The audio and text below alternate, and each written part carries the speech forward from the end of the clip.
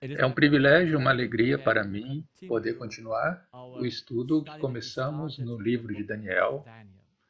E o tema de hoje é de Jerusalém a Babilônia. Mas antes de entrarmos no assunto de hoje, vamos fazer uma revisão e ver qual é o propósito de todas as coisas. Nunca houve algo que tenha sido feito sem um propósito. E esse livro foi escrito com o propósito de preparar professores. Para que tempo? Para o último período dessa terra, para o tempo do fim. Qual é o objetivo final? É levar muitos ao caminho da justiça. Quem é o agente executivo? São os filhos de Deus, os professores que ele chama para fazer o trabalho. Quais são os recursos que eles têm? É a revelação da justiça e do amor de Deus. E de onde eles obtêm esses recursos? É da própria ação de Deus. Como podemos conhecer a Deus se não por meio de sua ação? E de acordo com todas as coisas, Deus é um Deus ativo. Ele nunca é passivo. A passividade é inexistente em seu reino. É por isso que no livro de Daniel encontramos a revelação das ações de Deus de uma maneira especial e compreenderemos as ações de Deus de acordo com altruísmo, segundo a lei básica de Deus. Interpretaremos a Bíblia e este livro corretamente e usaremos para nos tornarmos professores nestes últimos dias. Vimos também que a Bíblia contém informações indispensáveis para a vida e a salvação, que são essenciais em todas as circunstâncias. Mas o livro de Daniel também contém informações adicionais para a vida e a salvação, que são essenciais apenas no tempo do fim. Então, vimos na nossa última apresentação que o livro de Daniel é essencial para o nosso tempo.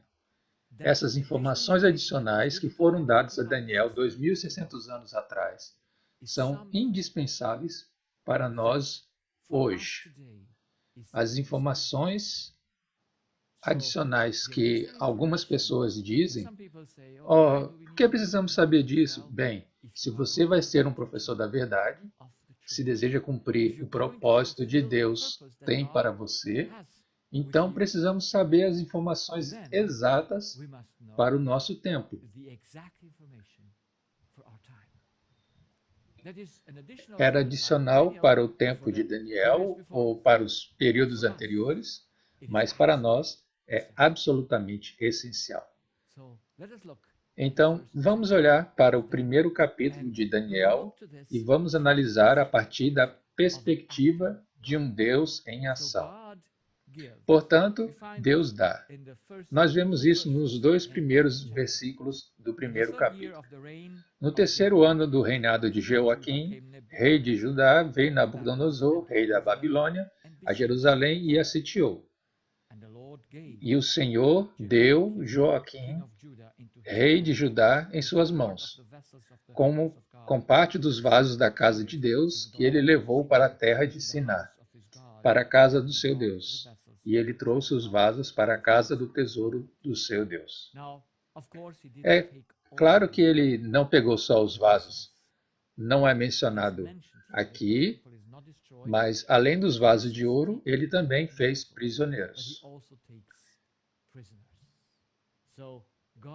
E assim, Deus dá. Esse é um ato de Deus. Ele entrega o rei Jeoaquim nas mãos de Nabucodonosor. Por que Deus age dessa maneira?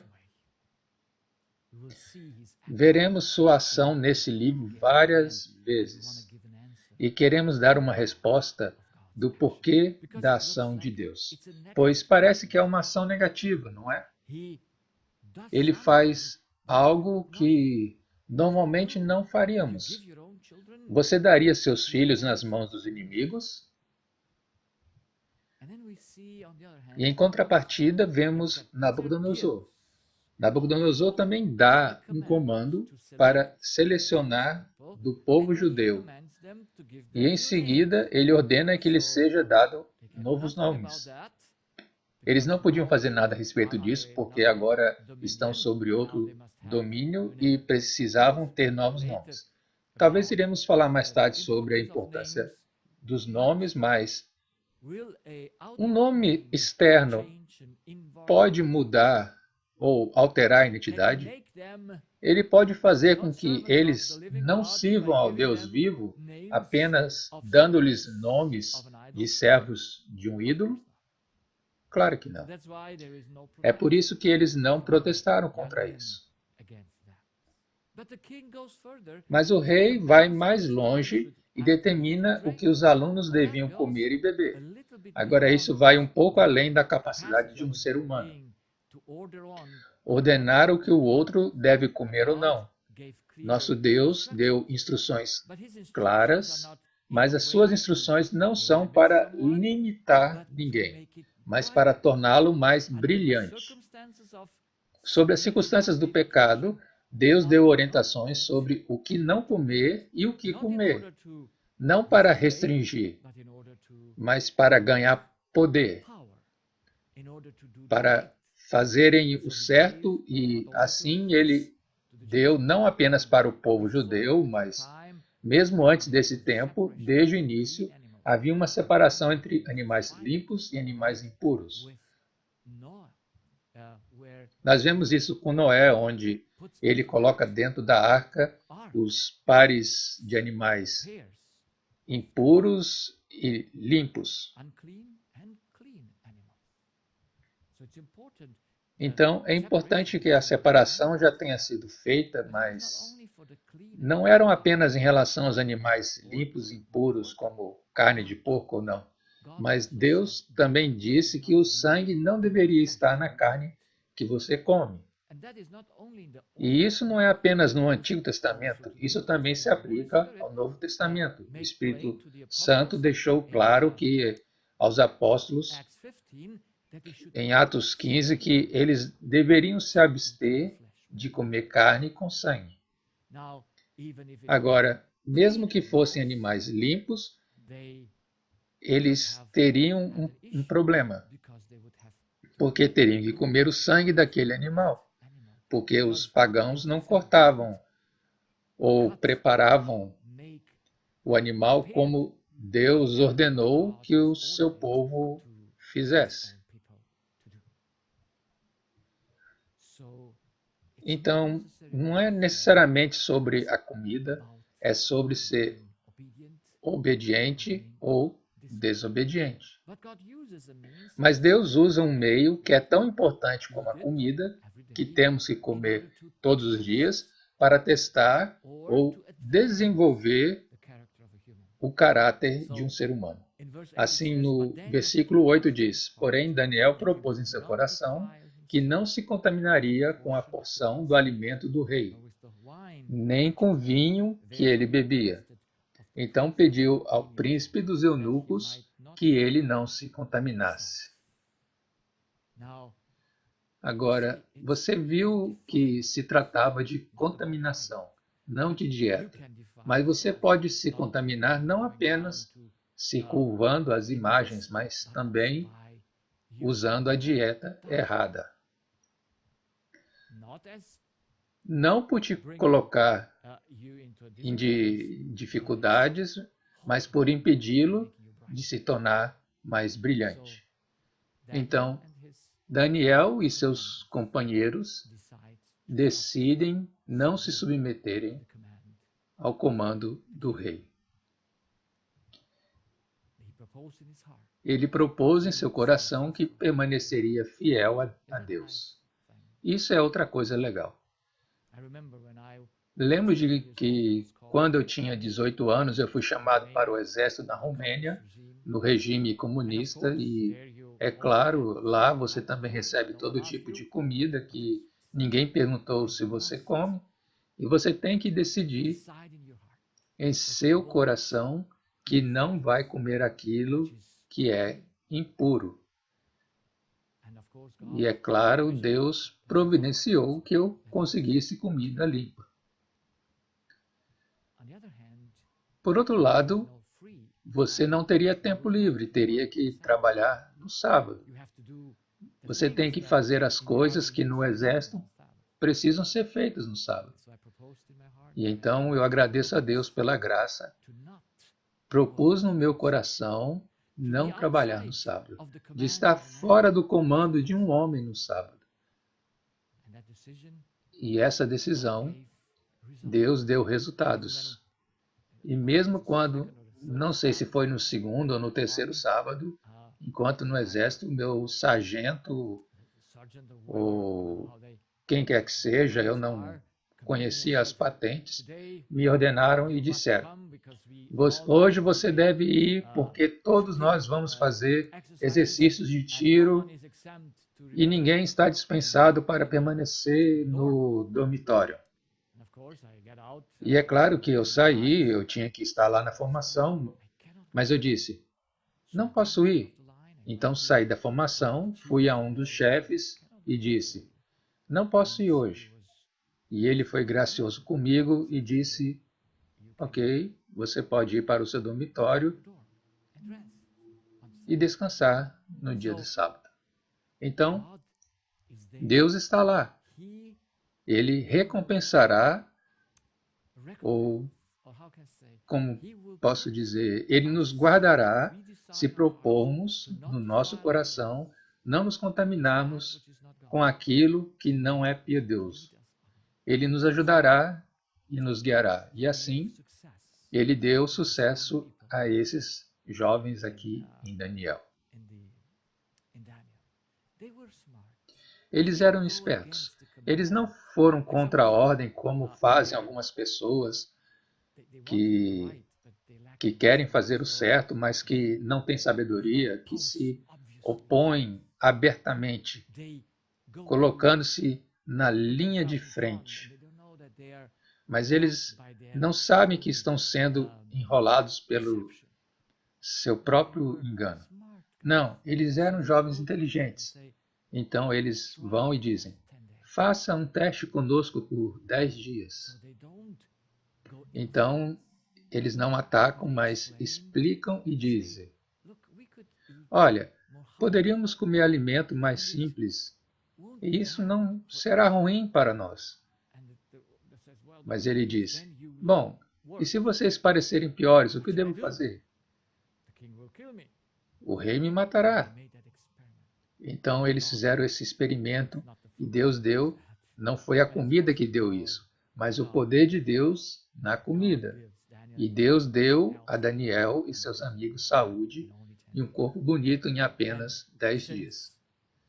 E uma vez que é Deus quem está com eles, Ele lhes mostra a sabedoria e eles agem de acordo, Ele também lhes dá o resultado. E depois de 3 anos, eles são examinados pelo rei, e o rei diz para eles, verso 19 e 20, e dentre todos eles não achou ninguém como Daniel, Ananias, Misael e Azarias. Portanto, eles permaneceram diante do rei, ou seja, eles se tornaram seus servos. E em todas as questões de sabedoria e entendimento que o rei inquiriu deles, ele os considerou 10 vezes melhores do que todos os magos e astrólogos que havia em todo o seu reino. Isso é dádiva de Deus. Ele dá sabedoria e entendimento. Não há outra fonte de sabedoria além de Deus. E esses jovens tinham 16 anos e agora, depois de 3 anos, tinham 19 anos. Mas quão inexperiente você é aos 19 ou 20 anos? Mas eles eram 10 vezes mais sábios aos 19 anos do que todos os magos, mais do que todos os sábios. Não é isso um dom de Deus? Ou foi o que eles mesmos fizeram? Sim, houve um trabalho em conjunto. Nós entramos com a fidelidade e recebemos o resultado que Deus concede por meio da fidelidade. E não vemos isso só aqui nesse capítulo, mas em todos os capítulos. E assim, Daniel e seus amigos recebem posições no serviço do palácio do rei. E ele os coloca lá porque eles provaram ser o que ele esperava que fossem, e até mesmo 10 vezes melhores. Agora entendemos as ações básicas sobre as ações de Deus. Há uma coisa que eu ouço muito dos meus pacientes e há duas acusações comuns que são feitas contra Deus. Eles dizem: por que ele não intervém? Por que ele permitiu que isso acontecesse comigo ou com os outros? E por que ele interveio assim? Então, as pessoas têm perguntas: por que ele não intervém onde nós, obviamente, faríamos algo? E quando não podemos intervir, ele intervém. E ele intervém de uma maneira que pensamos que não é a maneira correta de intervir. Então, todo o livro de Daniel, mas também a Bíblia, é sobre a intervenção de Deus, sua ação. Porque Deus intervém e como essas coisas funcionam. É por isso que queremos ter um entendimento básico para que possamos entender ou conhecer e explicar aos que têm a pergunta, porque esse é o papel dos professores. Eles devem ter respostas para as perguntas das pessoas ao seu redor. Então, a única fonte de todos os recursos do universo é o próprio Deus. E assim, não há poder exceto o de Deus. Em nenhum lugar, nada em suas criaturas tem poder em si mesmo. Deus dá seu poder como elementos ativos, porque ele é um Deus ativo. E ele mantém todos esses elementos em um estado ativo. Isso é importante. É um entendimento muito básico. Não há nada que Deus não mantém em atividade. Seja o que for, Deus deve manter as coisas em atividade. E agora ele criou o universo e fez todas as criaturas, sem exceção, para usarem esse recurso, ou seja, dar seguimento ao seu poder ativo. Então, como ele é ativo, ele fez tudo para ser ativo como ele. Então, eles não têm recursos próprios, mas para que o ciclo do universo funcione, todos usam os recursos ativos de Deus. É por isso que temos essa lei fundamental que devemos entender, que nos esclarecerá que todas as coisas devem obter, mas não para si, mas para dar. Eu nunca vi Deus e não acho que você tenha visto, mas eu sei que Deus é amor e justiça. Como eu sei disso? Por causa de sua lei de total abnegação. Então, o altruísmo em toda a criação não deve usar nada para si mesmo. Isso prova para mim que Deus é altruísta. Ele é amor. Ele nunca fez nada para si mesmo, porque ele não precisa de nada para si. E tudo ele faz pelo bem do seu universo. E ele fez que todos em seu universo usassem seus recursos, não para si, mas para dar. Agora, em todas as suas criaturas, ele criou espíritos e almas que têm um espírito moral, que significa que eles devem fazer todas as coisas por sua própria responsabilidade. Agora, essa é uma criatura especial, que foi feita à imagem de Deus, que tem a capacidade não apenas de pensar, mas de fazer as coisas com responsabilidade. Ou seja, Deus lhe dá uma coisa que ele deve fazer, eu diria, ele diz que não come isso, mas todas as outras coisas você pode fazer. Então ele dá certos propósitos para fazer algo, mas então eles precisam usar os recursos que ele colocou para isso. Como eles sabiam o que fazer?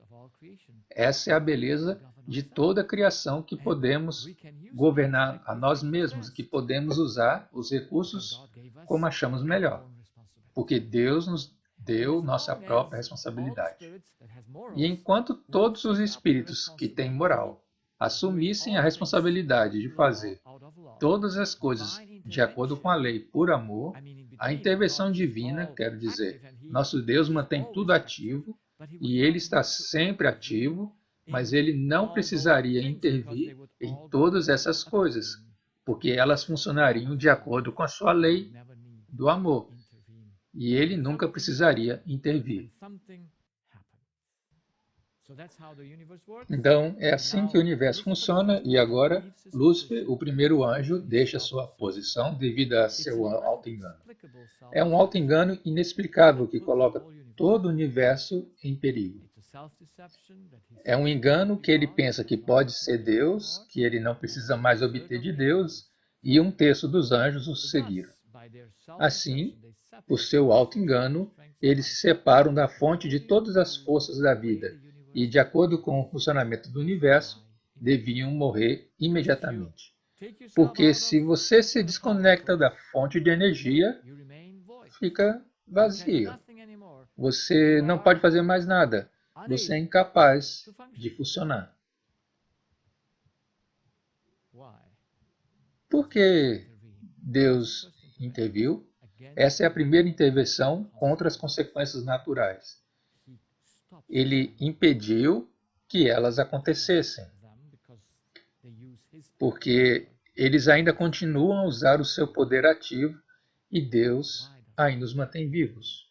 Por que Deus interviu e não deixou que as coisas acontecessem como deveriam?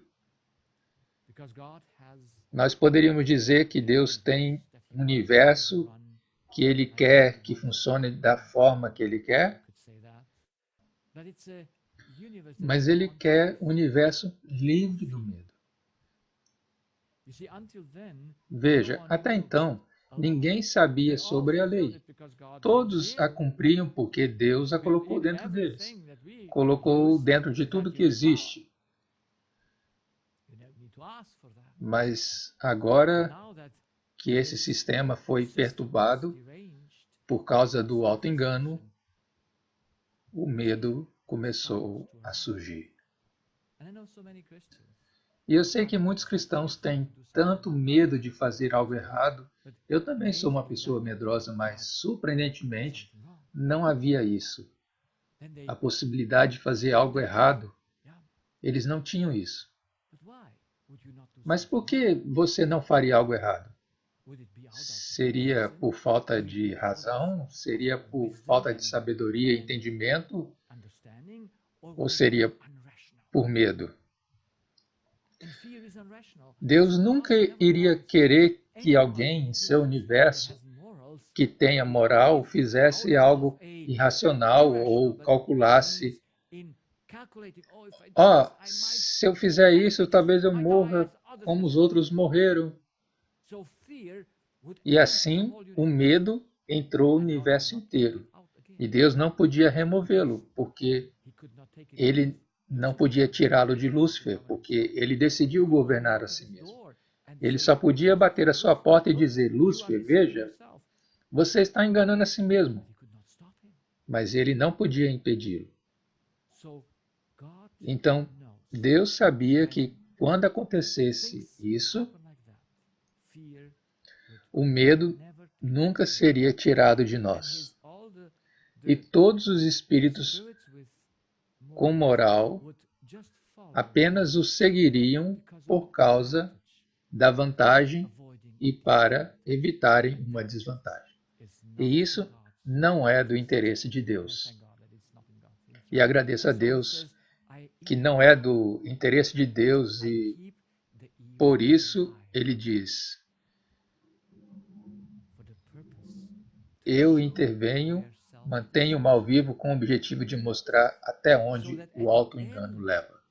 De modo que, no final de tudo, todo ser que tem moral no universo esteja convencido de que você não precisa fazer nada por medo, mas apenas por convicção. E como o diabo atacou e disse que Deus não é justo e que não é altruísta, que ele usa você para si mesmo. Por isso, tendo essa acusação, Deus quer ajudar suas criaturas a se livrar dela. É por isso que ele não parou de criar e criou Adão e Eva, e eles ficaram sujeitos ao mesmo auto-engano. E ele lhes disse que morreriam no dia em que comer, mas ainda estamos vivos, 6.000 anos depois. A vida de Adão ainda continuou. Por que ele não morreu imediatamente? Mas ele continuou vivo artificialmente. Por quê? Porque Deus não dá os resultados desse auto-engano para que todos vejam onde isso leva, para que todos o temam. Esse não é o propósito dele. É por isso que ele cria esta terra e ele dá, porque aqui Adão caiu e Lúcifer os levou, por assim dizer, como seus prisioneiros.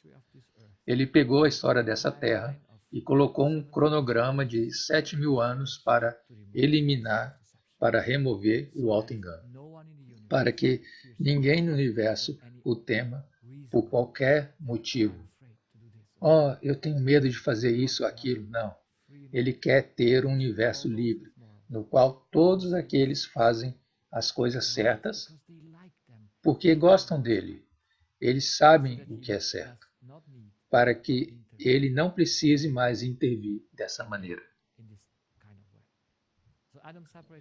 Então, Adão se separa e Deus faz um plano e ele fez isso antes para remover o auto-engano, não apenas daqueles que caíram nele, mas também daqueles que poderiam estar em perigo. E isso é o universo inteiro dos seres que têm moral. E assim, para remover o auto-engano, ele precisa da cooperação dos humanos, porque é impossível remover algo de mim, exceto que eu o faça, porque Deus não pode entrar em mim e não pode adicionar coisas. Veja que suas habilidades são construir um espírito, mas ele nunca criou para ser governado por ele. É por isso que ele começou a partir do dilúvio. Colocamos algumas coisas aqui: primeira vinda de Cristo, depois o tempo do fim, segunda vinda, terceira vinda, e desde o início a batalha é remover o auto-engano, e o primeiro homem, o sétimo depois de Adão, foi Enoque. E Enoque é aquele que, pela graça de Cristo, se torna o primeiro daqueles que nasceram no engano a serem libertados do auto-engano, e é levado ao céu depois de 330 anos. Deus continua com Noé, ele continua com Abraão, sempre com o mesmo propósito, de trazer luz, e luz significa verdade, significa o oposto do auto-engano. Eles deveriam ser uma luz para o mundo inteiro, mas eles não cumpriram isso. Então ele foi para os apóstolos, é a igreja que se segue e conhecemos a história.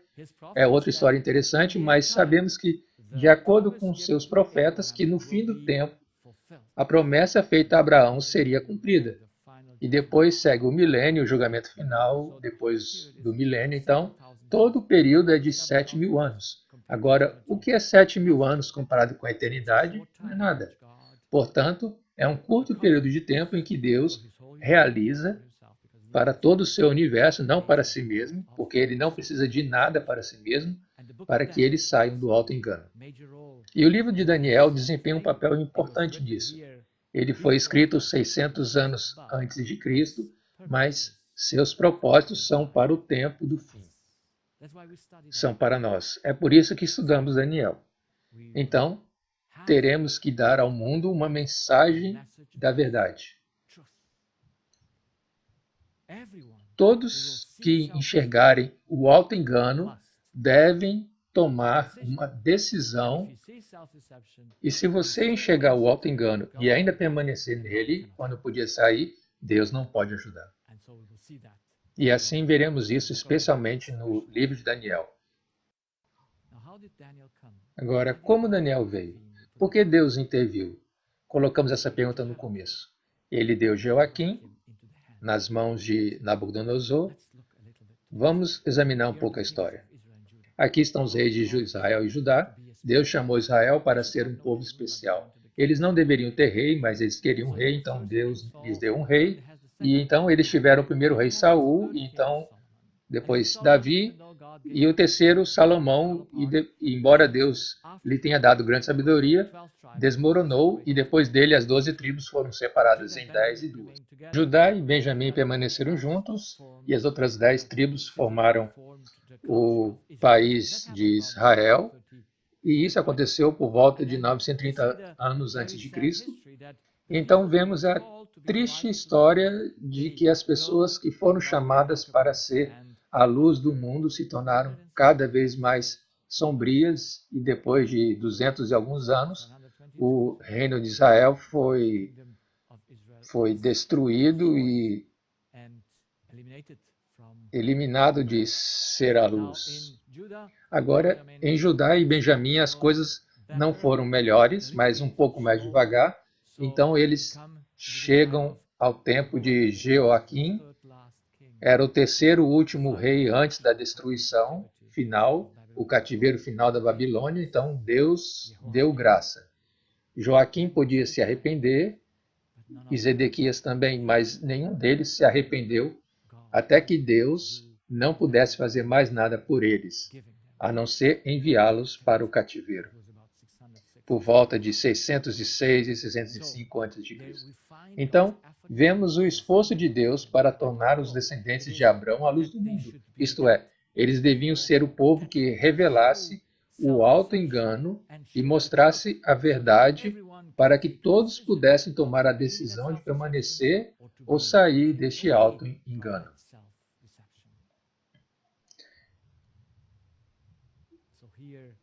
Então, aqui vemos que Deus dá a Jeoaquim, mas por que ele faz isso? Para destruir ou salvar? Quando Deus intervém com destruição, ele quer salvar ou quer nos destruir? Ele tem algum prazer em destruir? Não, porque ele nunca fez nada para ser destruído. Então, ele não é aquele que gosta de destruição, mas quando ele intervém de maneira destrutiva, ele sempre intervém para fins de salvação. Então, ele traz esse remanescente que sempre existe no seu povo para ser a luz do mundo, apesar da desintegração de todas as tribos. Ele escolhe algumas pessoas e assim Daniel e seus amigos se tornam luzes do mundo. Ele os coloca onde quer colocá-los, e ele ainda cumpre seu propósito. Não como desejou originalmente, mas ele intervém para cumprir seu objetivo. E é isso que nunca devemos esquecer: remover da mente humana e do universo e destruir o auto-engano.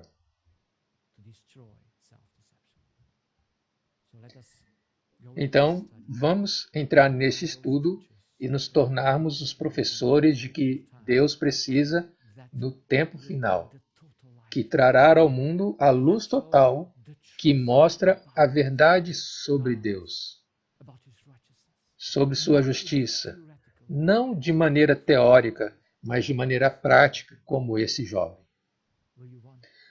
Você quer realmente estar entre eles? Eu acredito que sim. Eu quero ser um dos que, como Enoque, teve o auto-engano totalmente removido, para que eu possa me tornar luz do mundo como Deus nos chamou,